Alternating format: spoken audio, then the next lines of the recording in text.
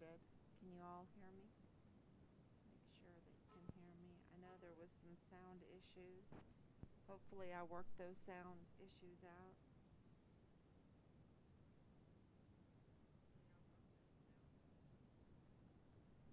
It is very quiet, isn't it?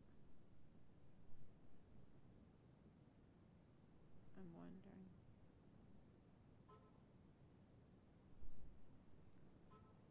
See if I get really close here.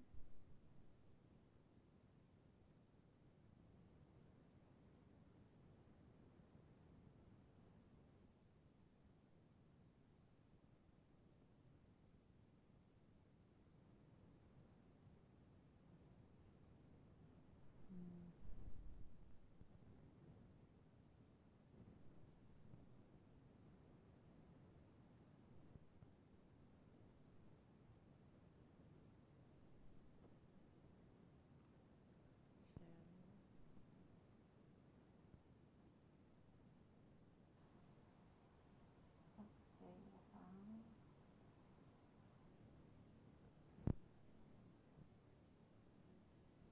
do this. Is this louder?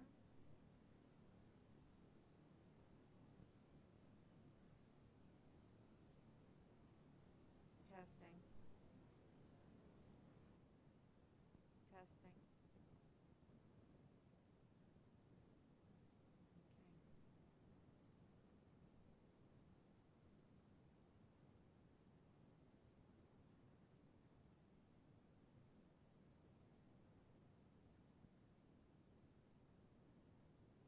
I'm going to.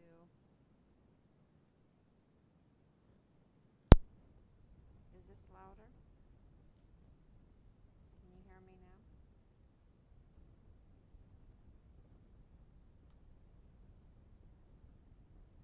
No? I wonder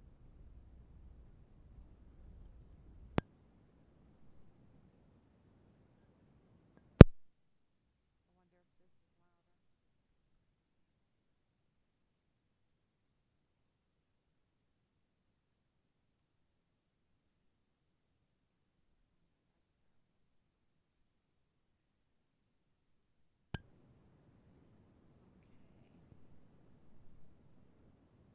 this is louder.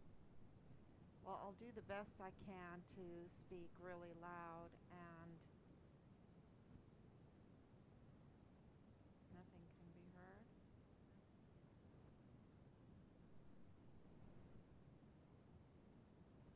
Okay, I can hear.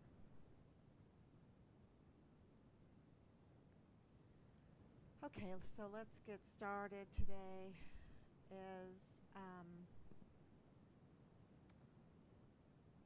see, 1,562 days. And this is really important. I wanted everybody to really hear, and I'll try to address it tomorrow. It's been pretty busy with the hearings, the Walmart mass shooting hearings, and watching. It's time consuming, and to also, you need almost to have a paralegal degree. You need to know the law, and we're getting better and better with every day. We're learning more and more, and what we have to say about the hearings, I think, is pretty important.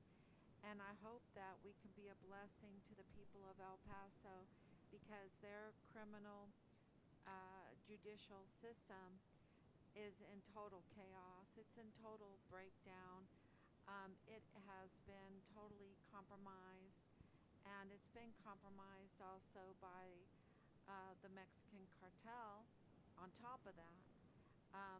Compromised by those that have politics in their mind, that want to control the people, and also by the Mexican cartel. It's not only you have to have a compromised, infiltrated system to want to do criminal activity and be compromised with the Mexican cartel, right? So it all begins, I think it was little by little. It seems to be little by little, and take over this and take over that. And I heard some information today that is just really puts a lot of things together again. So let's start 1,562 days since Richard was Code Red murdered on Fort Bliss, and it was internal. It was an order from his command. Don't forget that we have them implicated, right? We have enough. We're not just saying this. We're not just saying this. We have investigated. We have documented. We have filed. We have filed with numerous agencies and organizations. We have notified. We have notified people and agencies and oh my gosh, all the media and everything about what has happened in Richard's case. That he's a code red because he was a whistleblower. That he was in communications with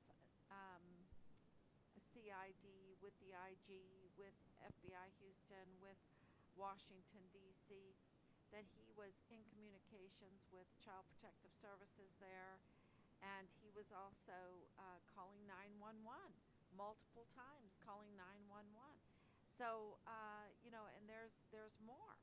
So he was absolutely connected to um, Fort Bliss and reporting as a whistleblower the criminal activity, the criminal trafficking that was occurring. And because that was happening in 2019,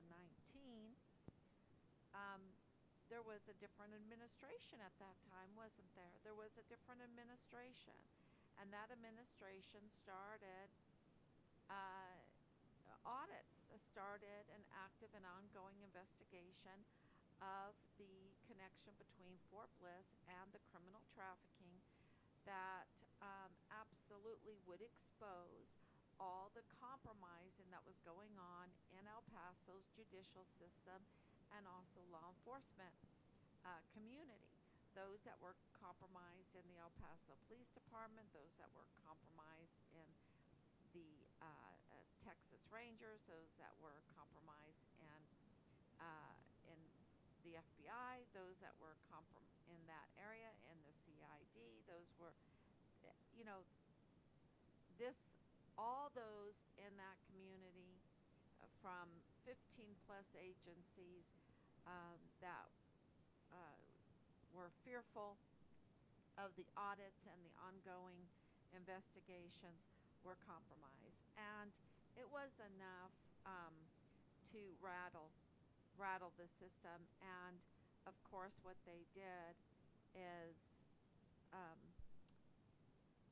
orchestrate quickly. They had to put it together quickly. The Walmart mass shooting. And the Walmart mass shooting that happened August 3rd, 2019, when you put the timeline together, you absolutely understand that in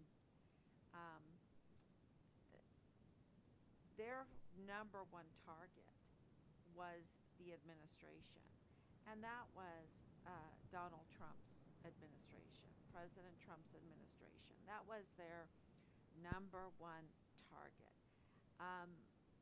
Also, they wanted to make some money on things, and they wanted to cover up the ongoing investigations and audits that Richard's whistleblowing complaints caused. So you can see by Ernest Christopher Grant that he was one of the victims in the Walmart mass shooting. But he was more than that. And he was, we believe, an operative. We have a lot of evidence that shows that he was an operative, that he was there to support Beto O'Rourke. This was political. That he was there to put out a message and that message was um, a framing of a narrative around Patrick Crusius that would be a racist um, against the Trump campaign, and whether you like Trump or not, this is what look at. This is where the evidence is pointing. I'm not just saying this. This is where the evidence is pointing. Has pointed is absolutely corroborated, right? And um, so he was, absolutely made a media sweetheart. And I can tell you, I have a little bit of notes here. I hope I saved it. Yeah.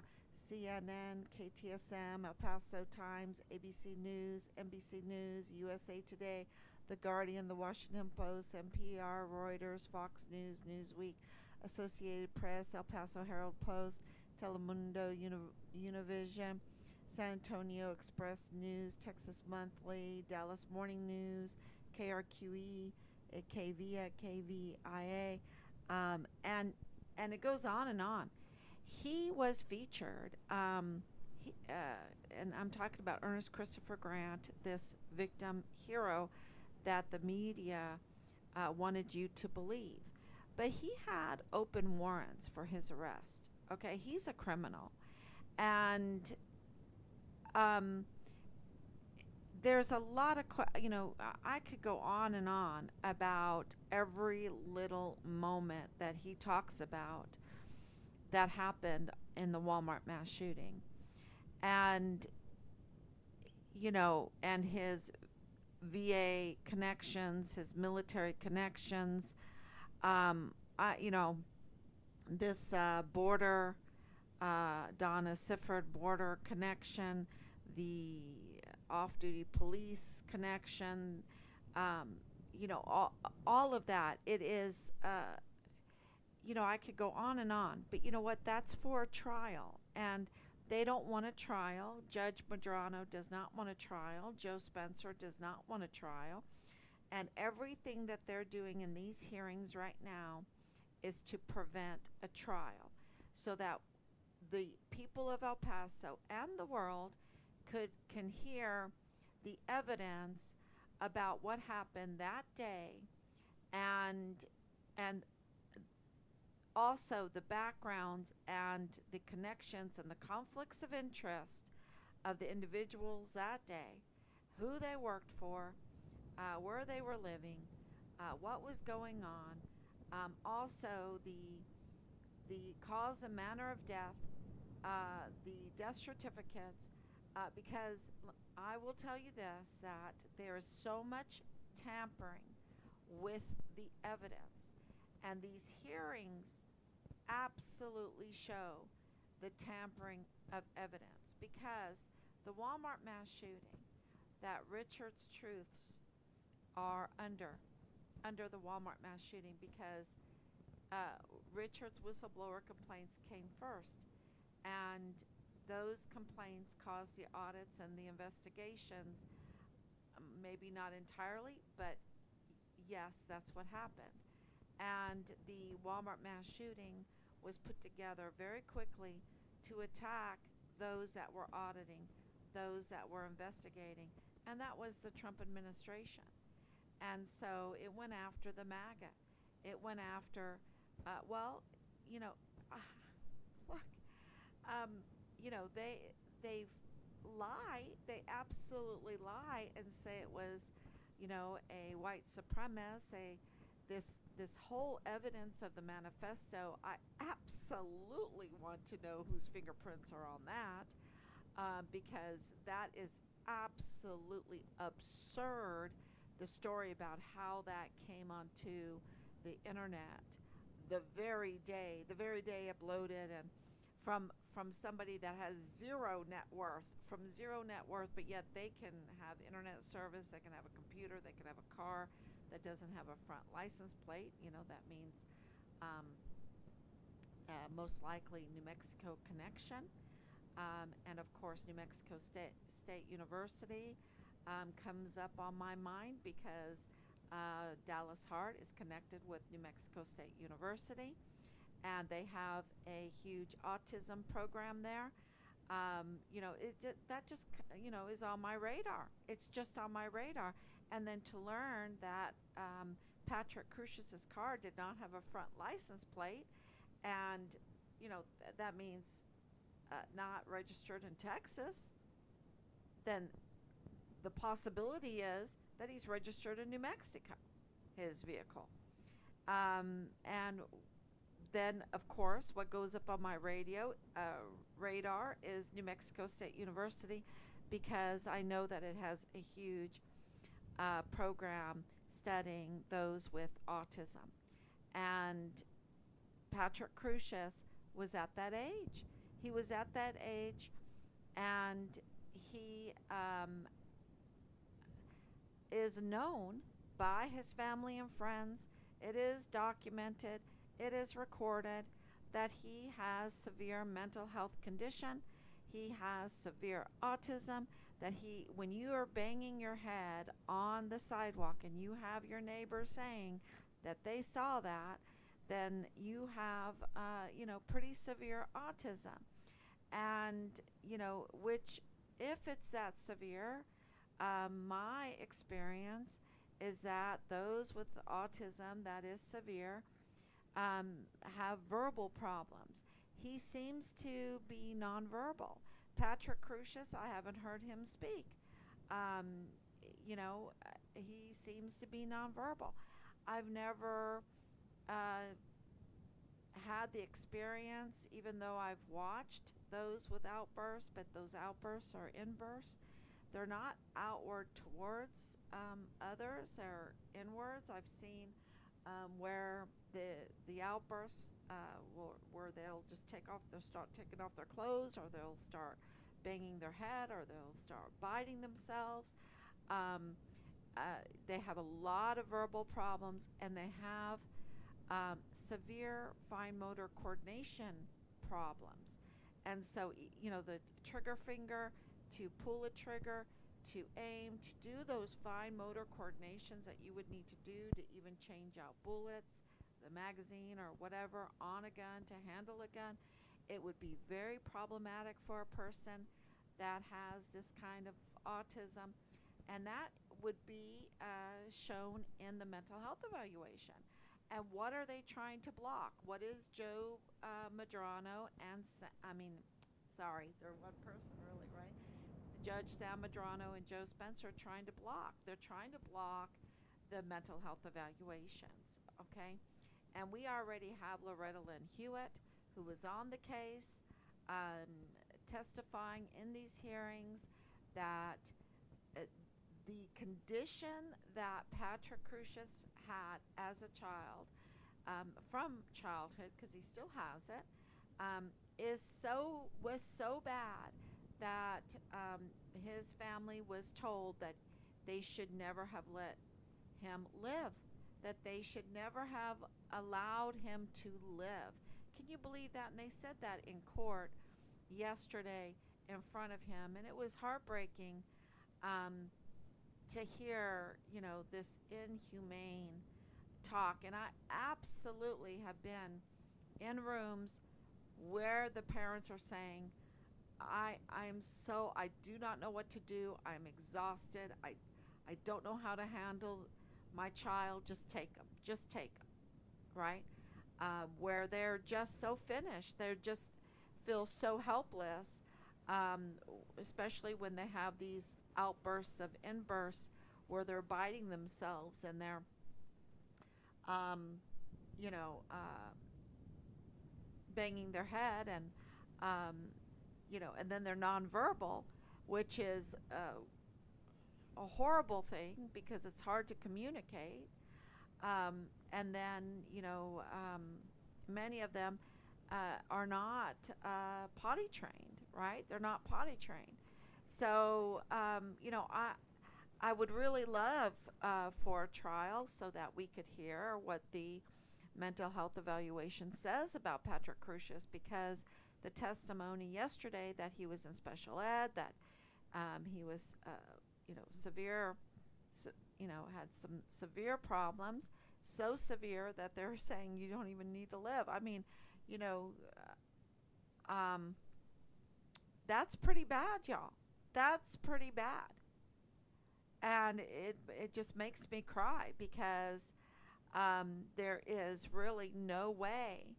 And I know in one of the hearings where the victims' families were allowed to yell at him and say what they wanted to say to him, he just was standing there. And when they said he was racist, that he hated Mexicans, he just shook his head. No, he didn't even say anything because he has demonstrated that there is a real suspicion that he has verbal problems, okay? That he is nonverbal. He, in the hearings yesterday and today, never did he talk to his lawyers. Never did he, and he never showed any kind of disrespect from orders. He's very trained. Stand up, sit down, do that. Just sit there, you know? And they have him paraded around in his orange jail clothes with chains around his wrists, around his waist, around his ankles, wearing a bulletproof vest. And those bulletproof vests can be put underneath a shirt, right? And, and he's been in court. He's been in court without that gear. He has showed no, like, attempts to bite someone, to grab someone, to disobey an order, to, any kind of danger. And you can say, oh, but he's the shooter. Wait a minute. We have exculpatory evidence now and mitigating evidence now. And we have, well, Team Farm Richard Halliday has confirmation out of Austin that Patrick Crucius did not work alone. Okay? Did not do this alone. Now, I don't, y'all, that is how much is going on behind the scenes. And Joe Spencer is even trying to play this mental health evaluation, mental health card now on Patrick Crucius, when he didn't do any such thing in the federal case. There's two faces of Joe Spencer.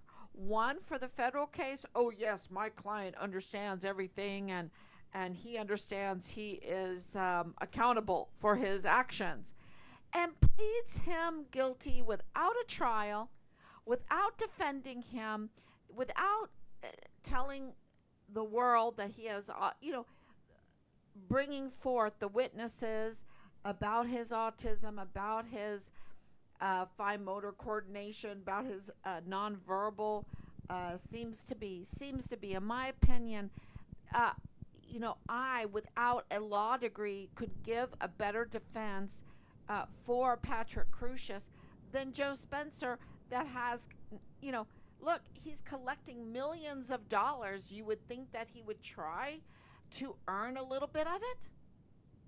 Millions of dollars, and that's taxpayers' money. That's state and federal taxes, which is a shocker because Patrick Crucius is from a well-to-do family, and yet, and living a life that requires about 70, 100, I would say about $100,000 a year, because of his posh apartment, his needs. He's needy. Look at him right now. He looks abused. No one is taking care of him. No one's making sure he's eating. No one's making sure that his hair is cut. Look, they're bringing him in court. He has a presumption of innocence dictated from the Texas Constitution. Our law protects even Patrick Crucius's, right? Even those that have been in special education, even those with autism, even those with severe mental health conditions are protected by the Texas Constitution and have a presumption of innocence. Even if he was guilty, he still gets a presumption of innocence, and they need to prove that he is guilty. And I think Joe Spencer absolutely is totally criminal in this, and so is Judge Madrano. And because where is the defense of Patrick Crusius when clearly there is exculpatory and mitigating evidence that would absolutely determine him incapable of committing this kind of offense? And yet, we're just now, over 5 years later, hearing about it. Now, I've been very suspect, and I've been saying that for a long time, many, many, many months, probably more than a year.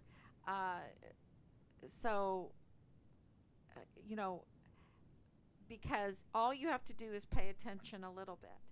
And I'm sure the victims' families, they pay attention. I'm sure those that are the real shooters are paying attention to this case. I'm sure that the rogue criminal group is involved in Richard's case are paying attention to this case too, right? Because they're intertwined. They're intertwined. And, they could see that this this framing, this framing around Patrick Crusius is crumbling. It really, it really is falling apart. And they're doing everything they can illegally to try to keep it together.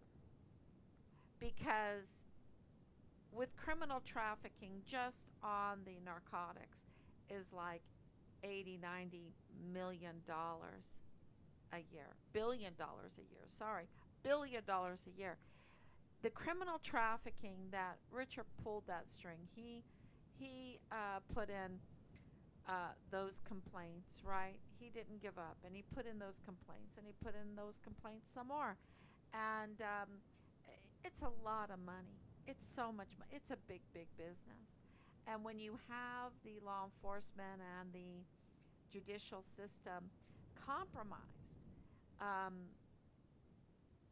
then you can see how they would want to put this together and team up together. And they teamed up together politically and with the media. And you see that with Ernest Christopher Grant, because he became the media sweetheart. They used him. And he said things like that are just so inflammatory and misleading. Like, I could see the shooter outside of the parking lot just popping people off one by one. He came in with the intent to kill as many people as possible. And he identified Crusius, but yet to Loretta Lynn Hewitt, he's like, oh no, I'm not sure. What? That's exculpatory. That's mitigating. That's, uh, please define it for me. Which ones? Help me out here with this paralegal analysis. He came in with the intent to kill. The shooter was full of hate, and it was evident in his action. He was full of rage. He came in full of rage, targeting people like he was playing a video game. They were on the ground. I can't even talk about the begging and on the ground and the shooting and all that. It's just so bad. And, I just don't want to put people through that. But clearly, when he started saying, and I started throwing random bottles at him, the soda bottles at him, and one went right at him. They fought left to right. I wasn't that great of a thrower, and one came right at him, and then he opened fire at me. I saw his hate, right? When I got hit, it was like somebody put a hand grenade in my back and pulled the pin. And this is, this big rifle, right? This big rifle.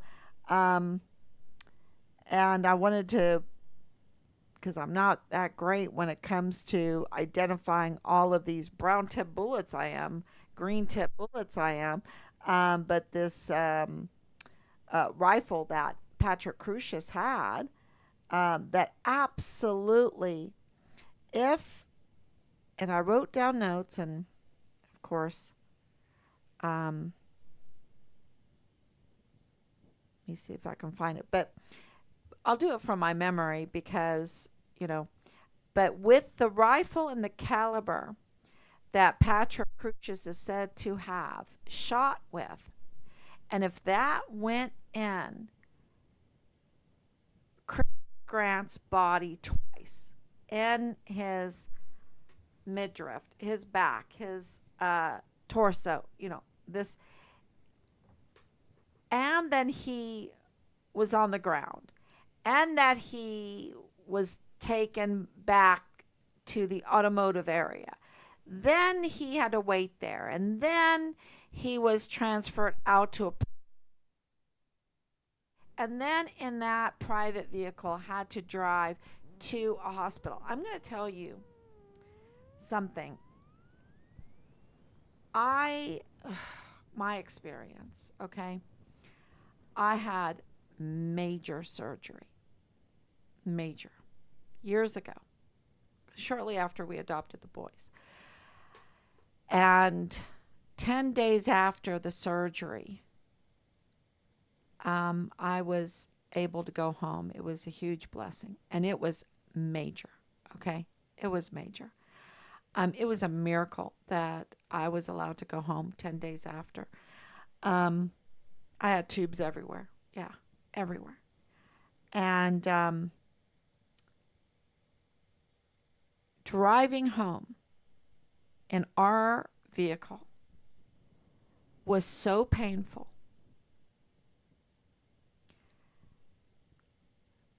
I was,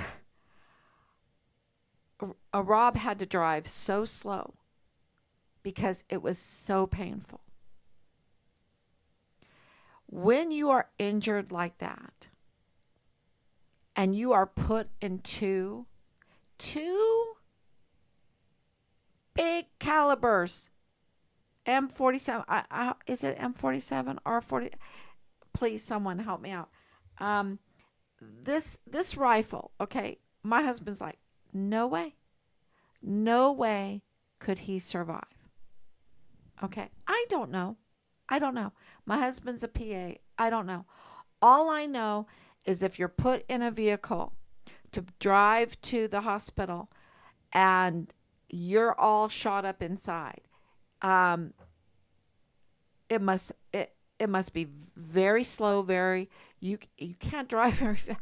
You have, so the time and the waiting and all of that, and then the recovery, like one day, you know I was out 10 days, 10 days, and a good first 5 days, I mean, I barely was awake. And they didn't want me to, go home on the 10th day. Um, but I did not have the damage that two shotgun calibers, I mean, a rifle caliber, high speed rifle calibers would do. Mine was on purpose, right? Um,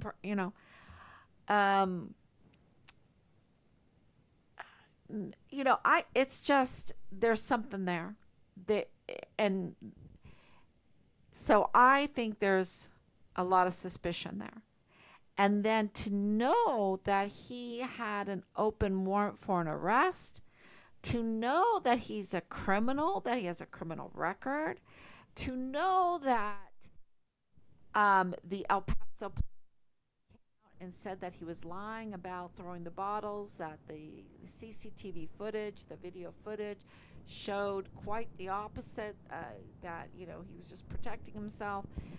But the media was like making him this hero and everything, and he was like, uh, uh, with Beto O'Rourke making a scene, and very trying, well, meeting with the governor to do uh, gun reform, right? To um, get very political. He was very political, and he was very um, the Trump administration.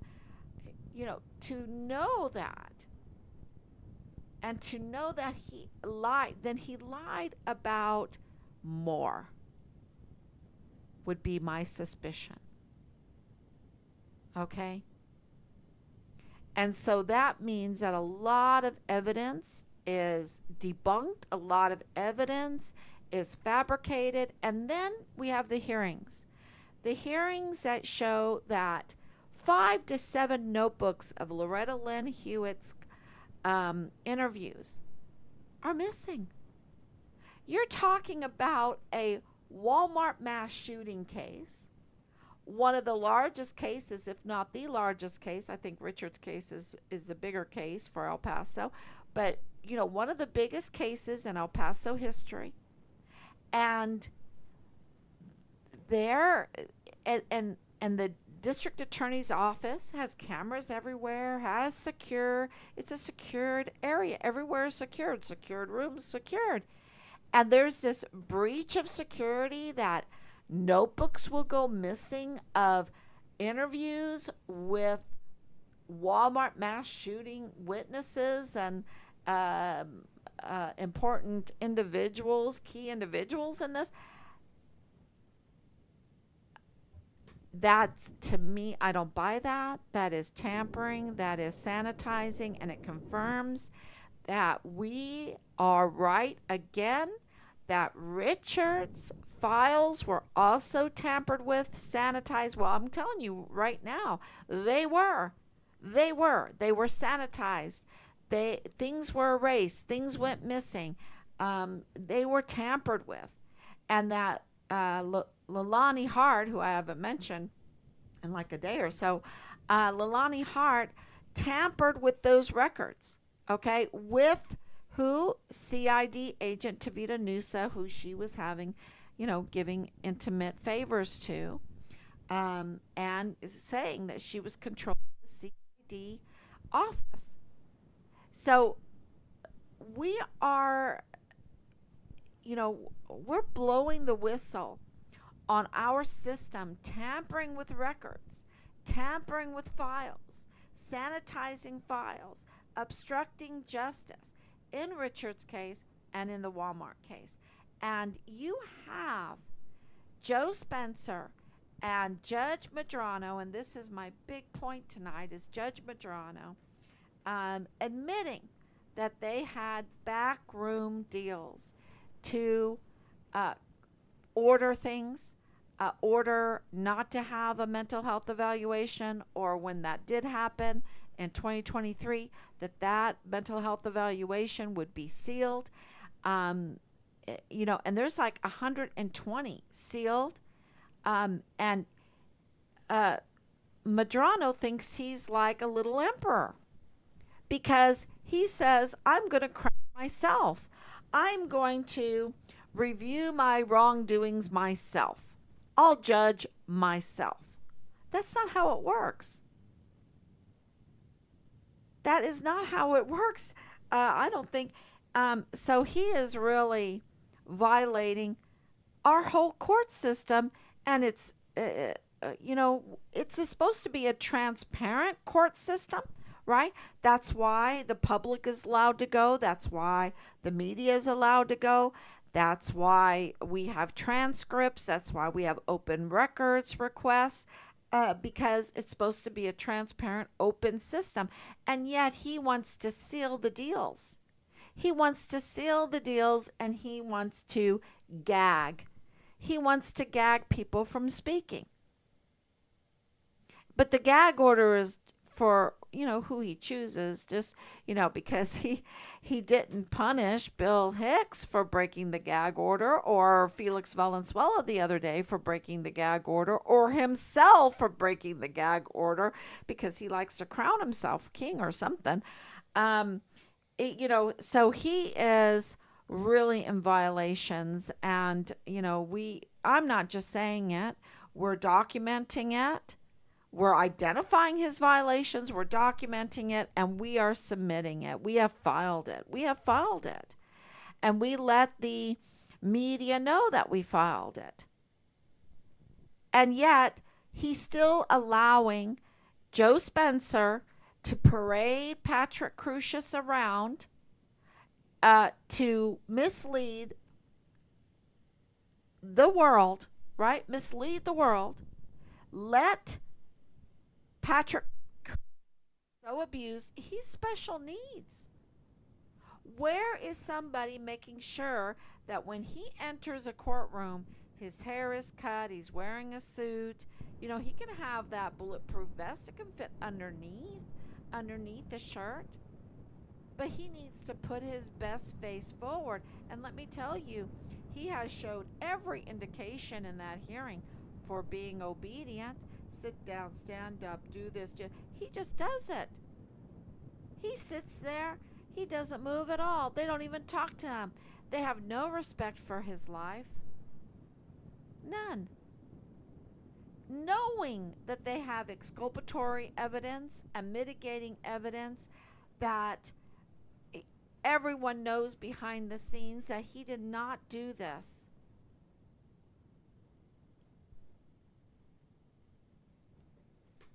He was the face of it. He was the fall guy. He was the one that took the blame.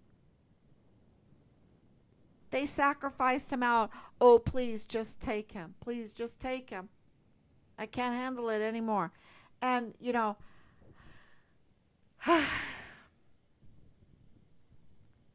but the thing is now that they have the evidence, they don't want to go to trial.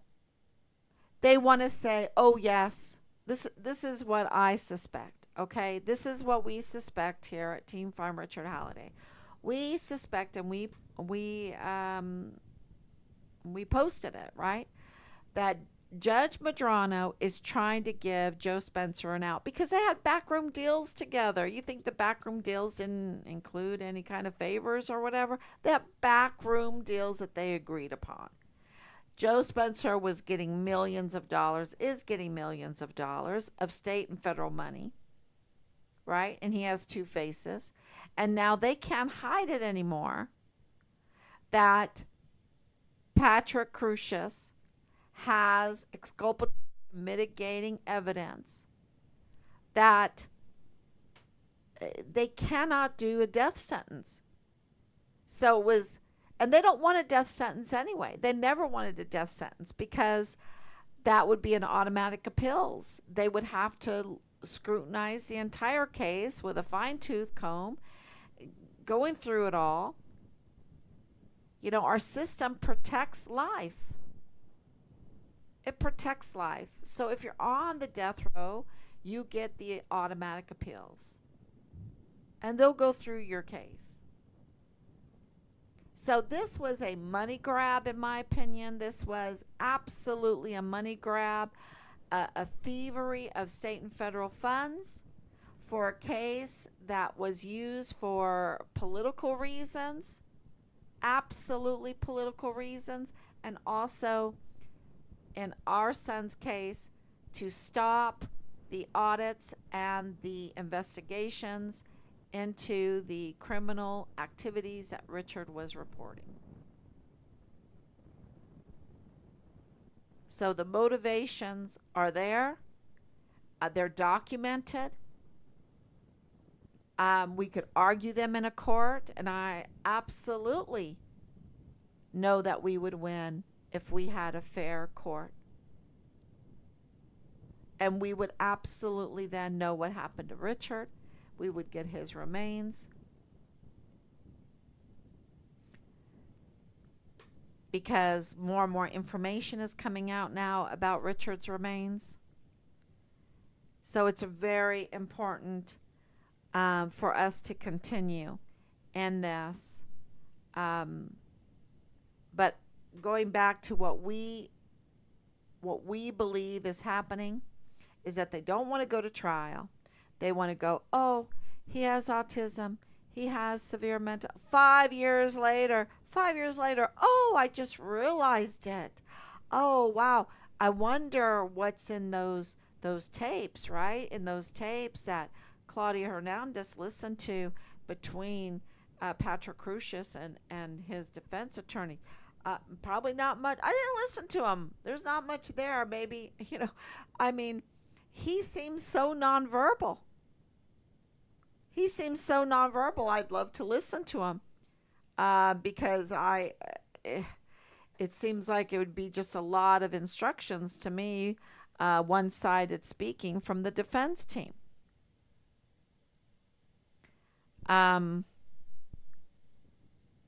and Patrick Crucius being obedient that he is, because let me tell you, the last 2 days' hearings, he's been totally obedient. And yet they have him in chains, which is absolutely tampering with the jury pool, absolutely interfering with the jury pool. And uh, and Madrano, Judge Madrano is allowing it. Joe Spencer is allowing it.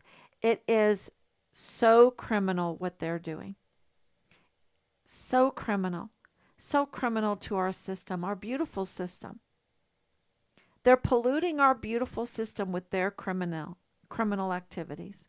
That's what they're doing. They're just so toxic to our system. And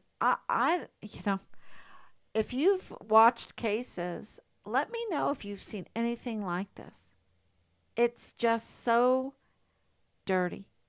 Absolutely toxic, dirty, polluting, you know, it's so corrupt. And what we think that they're doing is no trial. They're going to say, "Oh well, there's nothing we can do now. He can't get the death penalty.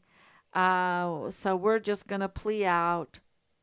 I'm going to save Joe Spencer from having to ever defend Patrick Crucius."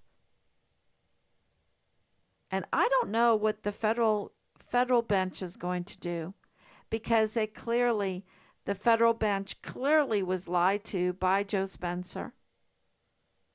And I don't know if he cares about his integrity. I don't know,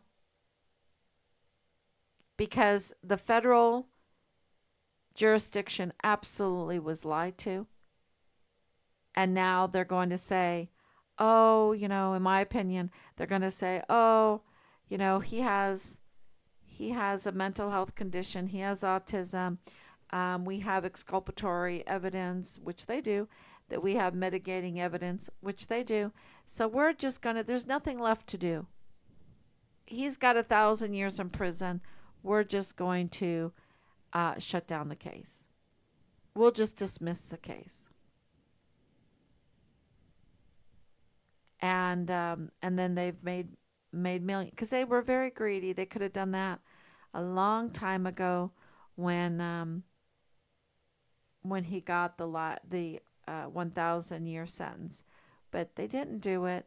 They wanted that money, and now they've committed all these crimes. And I hope it just doesn't happen that easily. I hope that Judge Madrano, who is absolutely, you know, oh, I'm going to gag, I'm going to, uh, review my own wrongdoings. I'm going to do these backroom deals uh,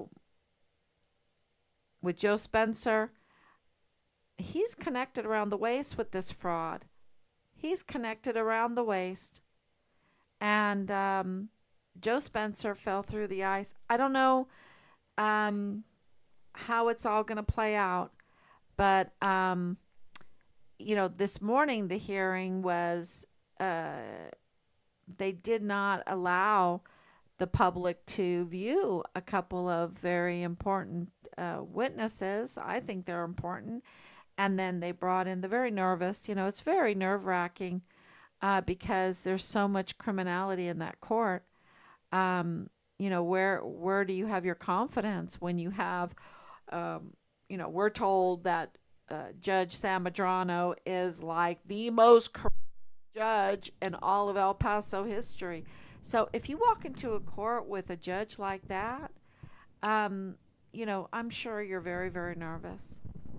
You're very nervous. And I don't know how you get justice with that. I don't. So I'm hoping, that our documentation of this and filing of all of this um, will have some effect. Yeah. Um, is there anything? Oh, the tampering. Yeah, the tampering. I mentioned that. Oh, yeah. One other thing that was in my notes is, where's the military? Where is the military? Why aren't they sending their agents to sit during those hearings? They absolutely know that this case is intertwined with Richard's case.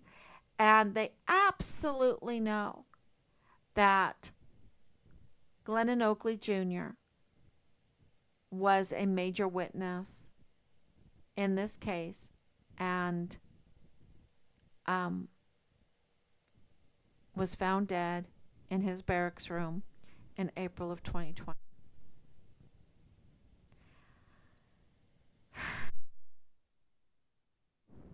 The military also responded they were there, they were part of it. So, what the heck is going on? They aren't showing up.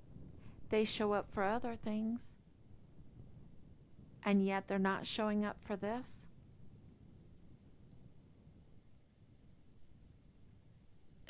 That speaks volumes.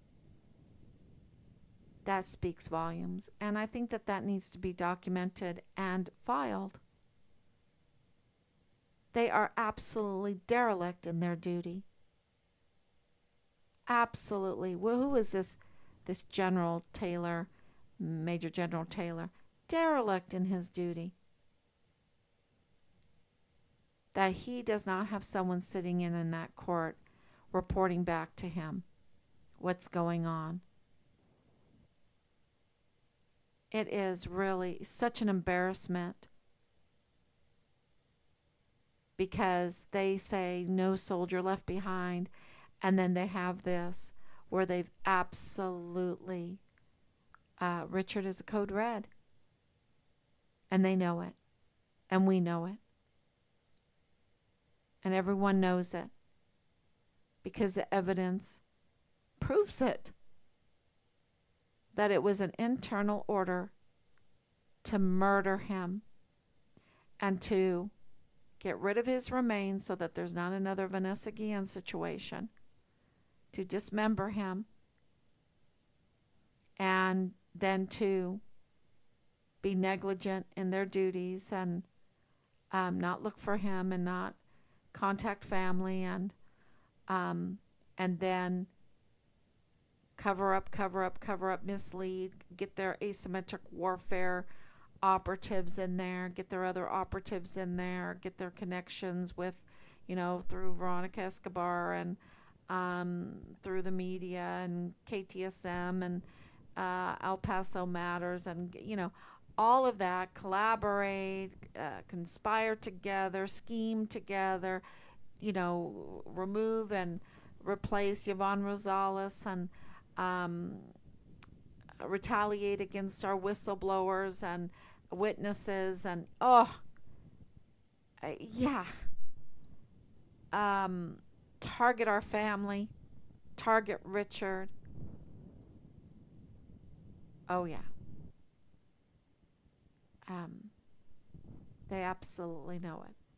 And so now with this case showing, it really is corroborating the whole tampered file and that Bob Moore is so implicated in this because, he was used as the mouthpiece by all the rest of the media, kind of, when he came in, or like, they were using his stories.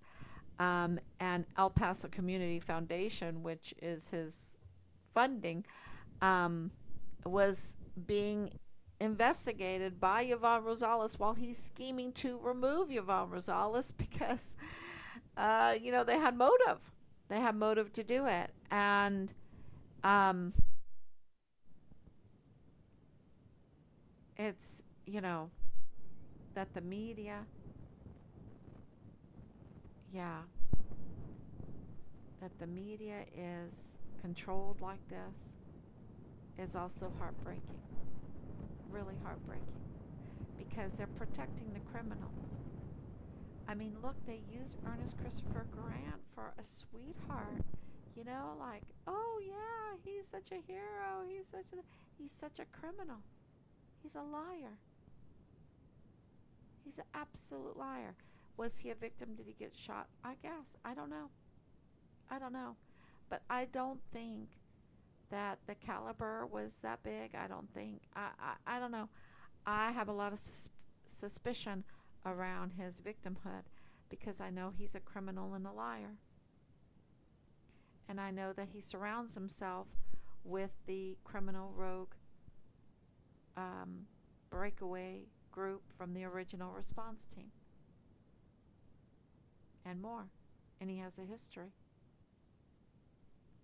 Conflicts. Conflicts. So, but Judge Madrano, he's the guy. He's the guy that could get it right. And yet he was handpicked to be there.